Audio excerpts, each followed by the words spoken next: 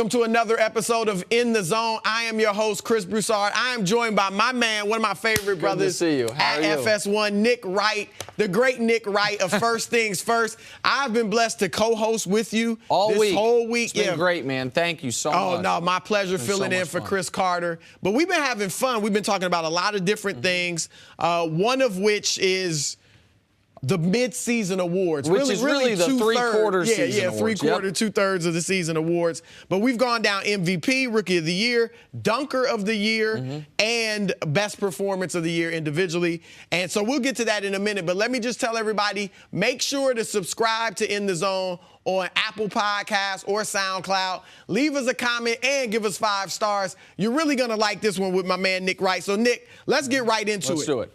Who is your MVP at this point in the season? I think this is as close to an obvious one as we've had. This is neck and neck with the year Steph was unanimous as far as who the MVP has to be. It's James Harden. Now, I'm a guy that believes going into every year, LeBron's the MVP and it's going to have to be proven otherwise. Very rarely do at the end of the year I feel like it's been proven otherwise. This right now is one of those years. And barring James Harden missing, I don't know, 15 of the final 20-some games, I don't see how he doesn't win it. We both feel like he's come up short a couple well, we know he's come up short a couple times. We both feel like at least one of those times he maybe should have won the award. 2015, the year Steph won his first one. He's been amazing. His team has the best record. He is doing it while incorporating Chris Paul. He's better defensively. Now, that's with some help from other guys as well, but it's not as many gaffes. Like, I can't find a hole in what he's done this year. To me, the more interesting discussion is almost the rest of the ballot, because Harden is obviously the MVP. Yeah, I'm with you. James Harden is MVP. You said he'd have to miss the bulk of the remainder of the season not to be it. People need to understand, too, you said best record in the league. Chris Paul missed 18 games, and they have not missed a beat. They've obviously been better when Chris is there, but they've not missed a beat. And one of the hardest things to do in the NBA is to fit in another superstar. And a lot of that onus falls on the superstar who was there before. Like if Anthony Davis joined LeBron and the Cavs, a lot of the onus to get Davis comfortable, make sure the team is playing at its best with Davis on the floor would be on LeBron just as the best player there. Same thing with Harden here, and he's done a great job of it. So is Chris Paul. But so it's clearly Harden. I actually think he could be the second unanimous vote of all time. And I'll say this. Steph was the first. Should not have been the first. Nope. LeBron should have been a unanimous MVP before. And I think there are other players, too. Yeah, my man, Gary Washburn voted for Carmelo. Voted for Melo. Carmelo had a great year, but come on. By the way, now that we know what happened at the end of the season, Steph won unanimous MVP. Don't you think he kind of wishes he wasn't unanimous? Because just because people kept throwing that in his face. Because remember, they ended up obviously not winning the title. And people were saying, oh, with you up 3-1, 73 wins, unanimous MVP. If he had just been overwhelming like LeBron was. But no, I don't think he'll be unanimous. I think so you think it'll be another Gary Washburn type thing? Because like you said, it's hard to justify anyone else. There are some people, though, that I think dislike Harden's style of play enough, so much, because they think it's almost cheating. Like with the drawing the fouls, the herky-jerky. They dislike the Rocket style of play.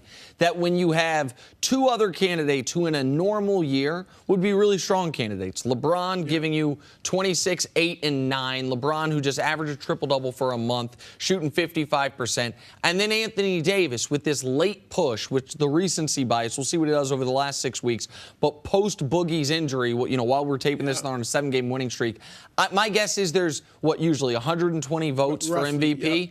I would say Harden, I'd set the over-under on votes he gets at 108.5. I think there'll be about a dozen people that vote for one of those 2 other guys. Now, I don't think anyone else will get first-place votes, but I think that's what it'll be. But I am curious to see who finishes second, third, fourth, because I also think that'll give you an idea of what that first-team All-NBA ballot's going to look like, because there is some real competition for the second forward spot, for the second guard spot on there. I think what you're going to have, and I'll go to your first-team All-NBA first, I think it's going to be Harden, and Steph. Okay. So you leave off Westbrook, which is always tough. And then at the forwards, I think it'll be LeBron and KD. KD over Giannis. Oh, yeah. Okay. Giannis, look, is great. Don't get me wrong. But he hasn't won to the, like, KD, winning is important to a lot of the voters, obviously media members. And so Giannis just hasn't won at a high enough level to put him over KD. But so you also think, though, therefore, that Anthony Davis is going to be called a center? Exactly. I think he'll be voted in as a center. That's probably going to be my ballot, and I'm a voter. So here's where I think you and I may differ. I think I have to go with Anthony Davis right now as the second, number 2 on my MVP ballot. That's not written in stone, but right now with what he's done, as you mentioned, winning 7 straight games without Boogie Cousins, they are in the running for the 3rd seed, which is incredible in the West. I mean, you know, with Boogie, and it's always been kind of tight in the West, but they were around 8th, 7th seed at one time, not even in the playoffs. If he gets them even to the 4th seed, home court advantage in the Western Conference, I think you almost have to have him second. And I think, obviously, LeBron is having this typically great year. But one thing that will hurt LeBron, I believe, is January. And we've talked about it. For him, it was terrible, but he was 23-7-7 on 50% shooting. Yeah, so it was great for anybody else. But by LeBron James standards, that performance plus the losses, they were not like Anthony Davis is leading the Pelicans to what? Do they have a better record at this point? The Cavs are 36-24. The Pelicans are 35-26. Okay, so I mean, they're slightly worse. Slightly worse record. Now With a tougher schedule, obviously in the West. Let me make the case for LeBron though, just quickly here for this. Over AD. And again, we're parsing. Yeah. You had I would 2, have 3. him third. I would have it 3-2. But here's the case. You mentioned January, and January is a fair indictment because of what the team did. It's not like LeBron was terrible, but what happened before January? LeBron had the best start to a season he's ever had. He was shooting 43% from 3 at one point deep into the year. He won Player of the Month in November and December. Then what happened in February? First time he's ever averaged a triple-double for a month. And I want to say one thing about the averaging a triple-double for a month. Because Russ has been Russ and done it 5 times I think, in the last 2 years, what people don't realize is prior to Russ doing that, averaging a triple-double for a month, it had not been done since Oscar Robertson did it. So it had been 40 years until anyone averaged a triple-double for a month. Russ has done it a bunch recently. LeBron became just the 4th guy ever. Russ, Oscar, LeBron, and Wilt. He's going to win Player of the Month again in February. And typically when we evaluate LeBron and the team's success, we say, well, he's got these great teammates. This year, that hadn't been the case. This year, Kevin Love has been injured recently. Isaiah Thomas wasn't there, and then when he was there, he wasn't good. They obviously didn't have Kyrie, so he was having to deal with a whole bunch of new players twice this season. I would argue that Anthony Davis with Boogie had the better teammate for the bulk of this season. And Anthony Davis now post-Boogie, these 2 teams with Kevin Love being out are very similar talent-wise, with one superstar who's carrying the role players, which is why the numbers are going to be about the same. The records are going to be about the same. Their team performance, I'm sorry, that's the records, but the supporting cast is about the same. I think you could flip a coin for 3 versus 2, but I know this will shock you. My tie is going to go to LeBron on that. No, look, LeBron's been great, as he always is. But I think January is going. And remember, in January, here's one thing which is astonishing. He had the lowest plus-minus in the league. That was like 518 players, which is, I don't even understand how that could happen. I think I know how it was happening because the Cavs were terrible and getting blown out, and LeBron was playing heavy minutes. So I think that, you know what I mean? He was playing the most minutes on a team that was getting blown out a ton. Like, can I ask you one more All-NBA question before we move on? So you mentioned your backcourt would be Harden and Steph. Yep. So Russ obviously would be on your second team. All right? So I got 5 names for you. There's only 3 spots. For a second, okay. For the other 3, there's 3 remaining guard spots, right? Second and third team, 3 remaining guard spots. Here's 5 names for you. DeMar DeRozan, Kyrie Irving, Victor Oladipo, Damian Lillard, Chris Paul. I think those are your 5 best candidates. There's strong cases to be made for all of them. but you can only have 3 on your ballot. You actually have a ballot. Yep, I don't because the league, I don't know what's happening. I'm going to file a petition. But you've earned your ballot. Clay. Did you mention Clay? I didn't mention Clay. Okay. But you're basically asking, okay, so obviously Westbrook is second team. I probably would go with... And you don't even have to order them. Just tell me the 3 guys you would have. Yeah, I'm going to order them for you, though. His second team is right now would either be DeRozan or Kyrie. Okay. It might go down to who has the best record, whose team has the best record. Right now that'd be I like Kyrie better as a player than DeRozan, but you have to reward DeRozan. And if he doesn't make it, then the Raptors will have, if the Raptors end up with they could be the #1 seed with not a single player on first, second, third team All-NBA because he's the only candidate. Yeah, there's no forward or center. I gotta believe he makes at least third team. Okay. But I say DeRozan right now for second. Third team would be Kyrie. And then, now, who does that leave out? That leaves out Oladipo, Lillard, Chris Paul. You got 1 spot for those 3. Probably Damian Lillard. Okay. And I say that now he missed some games too, but Chris missed 18. Yep. I don't think Lillard's missed as many as Chris. And Oladipo's been awesome. Yeah, Oladipo's been good, but I'm not, and they are the 5th seed. Yeah. But I can't. Ties go to the guys who have done it more often. Yeah, I can't put him ahead of any of those guys. It's a tough one. But it's going to be good. And look, I love Clay. But I don't know if I can put him on any of these teams. So, yeah, maybe Clay sneaks in. No, they can't call him a forward. So, no. I mean, he's a guard, so they can't sneak in. All right, sorry, I hijacked your podcast. No. I think the All-NBA stuff's interesting because it really matters. It matters a ton for Hall of Fame. Yep. It matters for some of these guys for being able to get, like, the Rose Rule, the new contract. Yep. If you're first, like, the All-NBA stuff big. really, really matters. And, like, it's a great historical snapshot for who the best players were, which is why I love players. Now, obviously, they love being all-stars because the midseason award and all that. But it really means more who made All-NBA. That's top 15 players versus top 24. And conferences don't play into a count. It's like in the NFL. It's one thing to be a Pro Bowler. It's another thing to be an All-Pro. Yep. Like, it's a big difference. All right, let's go to the next category. Rookie of the Year. Yep. Let's just cut to the chase. It's coming down to Donovan Mitchell in Utah, Ben Simmons in Philly. Who you got? I think this one's pretty clear. I think it's Ben Simmons. I think Donovan Mitchell's been awesome, and he's been the best player on what could be a playoff team. Utah right now is the 10 seed, but they're just a couple games out of potentially making the playoffs. Donovan Mitchell does one thing better than Ben Simmons: score. Everything else Ben Simmons has been better at. Ben Simmons' team has, when he's on the court, they outscore teams by 5 points per 100 possessions. When he's off the court, they get outscored by 2 points per 100 possessions. That's a 7-point swing, which is enormous. Especially considering he's got Joel Embiid as a teammate. Absolutely. I just think Simmons has been better. Now, he has the benefit that he had a year to observe the NBA. I get all of that. Donovan Mitchell's been an amazing story.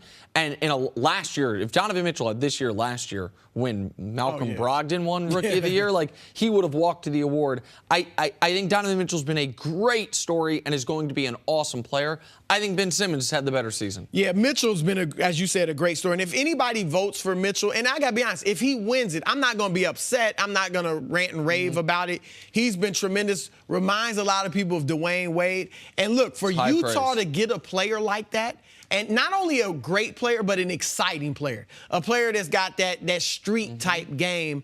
That's huge for them. And I guess hopefully he'll stay there long term. They're not going to ever get a player like that in free agency. So for them to get a guy like that in the draft that they can hopefully, for their sake, convince to stay long term is big for them. But I'm with you, Ben Simmons. The closest thing I've seen, including Penny Hardaway, to Magic Johnson. Wow. I mean, I love Ben Simmons. I think he's very similar to Magic. Magic had a really good set shot jumper or set shot outside shot. Didn't have that much of a jumper. But Magic, even when he wasn't shooting great, could score because he could get in the lane and he could finish and all that. Same thing with Ben Simmons. Even though he can't shoot outside of 12 feet? Yeah. He shoots 52% from the floor. Yeah. He could average more than 16 if he wanted. He could give you 19. I actually think he should shoot more and sometimes be a little more aggressive in getting in the paint and finishing. But I'm with you, and he's done it all year. He's done it from game one. He was a borderline all-star. Now, I know it's the East versus the West, but when they, especially after the injuries, when they put Goran Dragic in it, I got it. They were looking at the standings like, listen, Miami's a playoff team. They got no representatives.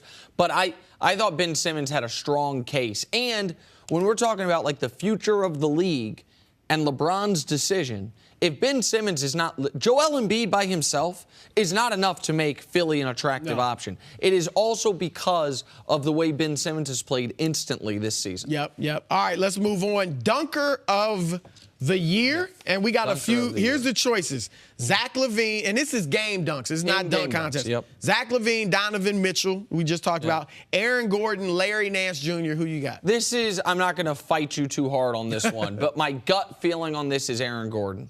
I feel like Aaron Gordon, it would have been LaVine if LaVine had played more this year. Aaron Gordon, and I think I just enjoy a big guy like that doing some of the amazing things he does. We don't watch a lot of him in Orlando, so he doesn't necessarily get the love. He's also been a very improved player this year. He, along with Clint Capella and maybe Andre Drummond, are some of the leading, Oladipo as well, I guess, leading candidates for most improved player. I say Aaron Gordon, but all of these guys to me are really good options. Yeah, look, Aaron Gordon, I think, put on, and I said it's not dunk contest, but just going back to that, he put on the best performance, not the individual, the one greatest dunk, but the best performance, totality of his performance in, what was that, 2016, when he actually lost, finished second to Zach LaVine. But if you look at the whole dunk contest, I thought his overall performance was better than Zach's. And I think it was the greatest ever. Better than Vince. No. Yeah. Better than Vince Carter's? Go back and watch. No, man. Because I ranked them on my podcast a few weeks ago. Number 5, I had Michael Jordan in 88 against Dominique. Number 4 was Vince Carter in 01, which I know you. Number 4. Hear a brother out. Hear a brother out. Yeah. I had Zach LaVine for 2016, number 3. I mean, he's going from darn near the foul line, putting it under his leg. The creativity today, based on watching those guys and your mind just running wild, has led to stuff we never thought we'd see. You know that. Who was number 2? Number 2, I had Dwight Howard from 2008. Dwight did incredible things. Yeah, unbelievable things. Are fighting for second place to Vince Carter's performance. Look, go back and look. I have it seared in my memory. Vince's now his first dunk, the windmill, reverse 360 windmill. Ridiculous. His second dunk, he went from out of bounds, and it was a great dunk. It got all types of What about when he and hung in the rim? Okay, with his elbow. But hold on, Dwight Howard not only went from out of bounds, he tossed the ball off the back of the backboard out of bounds, jumped from out of bounds, caught the ball, then dunked it reverse style. It's not Vince. What about the Superman? When he literally threw it into the rim. That's more impressive than the elbow in the rim. And you think even that... I think Vince is the greatest game dunker of all time. But I think that, and then Aaron Gordon was number 1. All right, but by the way, who's your winner? I mean, none of that is what we're doing. Larry Nance Jr., to me, the greatest game dunks are on people. And most of Mitchell's, while he has had a few on people a lot when guys kind of moved out of the way, Larry Nance has had them on guys in their grills, kind of like, not to the extent, but kind of like Blake Griffin used to do. Yeah. The greatest one was on Kevin Durant. 7-foot, tremendous shot blocker, Durant has become. Went up as high as he could, and Nance just went higher and flushed it on. I got no argument. I got to go with Larry Nance. Unlike your absurd dunk contest rankings, I have no argument with Larry Nance Jr.'s best in-game dunker. All right, now, last category, performance of the year, individual performance of the year. James Harden making Wes Johnson fall with the crossover, notwithstanding who you got. We're talking about like the best box score, essentially. Yeah, the best game someone's had. There are some amazing candidates. There's the Embiid with 46, 15, 7, and 7. LeBron, I think he had 57, 11, and 7. Boogie had a 40, 20, 10 game. But to me, it's an obvious one. This could be the performance of the year, performance of the decade, performance of the quarter century, potentially. Harden's 60-point triple-double. Not only because he accounted for nearly 90 points in that game, points and assists, but if you watched that game, it was a 4-point play to get from points, I guess, 55 to 58 when it was close late. A step-back jumper to seal the game. Every single one of those points mattered. We'd never seen it in the history of the league. I mean, to me, it's an unimpeachable performance what Harden did. No, I'm with you. I'm going with James Harden. Look, Wilt Chamberlain and Oscar Robertson did things we never will see again, particularly Wilt. I mean, 50 points a game one season, 27 rebounds that same year, 44 points a game another year, obviously 100 points in one game. Wilt never did what Harden did. 60-point triple-double. Oscar never did. And Oscar, let me throw this in. If you take his first 5 seasons as a total, 384 games, guess what he averaged? What? Triple-double. Wow. So I didn't know that. People say it was 1 year, because some years he'd be at like 9.4 assists, and then another year 11.1, Yep. you know, and it evened out. Averaged a triple-double over a half decade. First 5 Wow. years. So, yeah, it's unbelievable. but again, they never did what Harden did. The pace back then was a lot faster than it is now. Obviously, they didn't play as great a defense. And Harden has done what neither of them did. That right there is enough for me. Harden performance of the year. Last thing we won't get to, we'll get to this on First Things First tomorrow on Friday, March 2nd. Pettiest player of the year. Oh, that's going to be a fun one. Oh, man, that might be the hardest category. Yeah, a lot of pettiness going on. A lot of contenders in the petty league. I love it. Who is never petty? Not my man, Nick Wright. Absolutely. Appreciate you, brother. Thanks for joining in the zone. Of course, man. anytime. All right, see you guys.